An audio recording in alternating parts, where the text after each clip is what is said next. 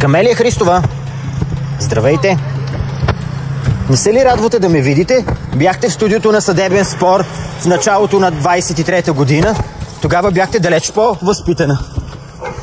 Бихте ли се спрели да ви попитам дали сте били преди месец Цветана Стоянова? Това е нейното твърдение и обвинение към вас. Били сте я? Признавате го. Защо? Защо не го признавам? По-скоро защо сте я били? Като се закача и ме обижда за болестта ми. Тя казва, че в побоя се е включил и приятелят ви, Лъчезар. Освен това сте откраднали 180 лева и мобилен телефон. 180, тя се става много богат. Признавате побоя, а отричате грабежа. Грабежа ме не толкова пари. Значи все пак се е стигнало и до отнемане на движими вещи. Някой беше ли ви поръчал вас? Не. Цветана твърди, че ви е изпратила Анелия Бухалова. Това вярно ли? Цветана е луда.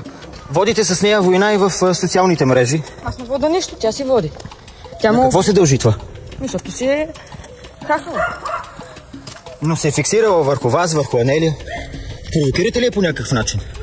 Ние общуваме с нея по принцип и ние. Къде е Лъчезар сега? На майка ви. Вие ли го пратихте там? Не сме. Моля? Криш. Злоупотребявате ли с нещо?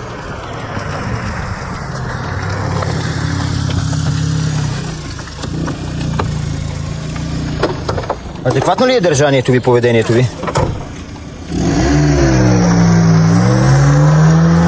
За довиждане ви показва среден пръст. Странни поздрави! Няма проблеми. То това може да се очаква от простолюдието, както се казва. Ние сме висшето общество. Да. Да си тръгваме. Да.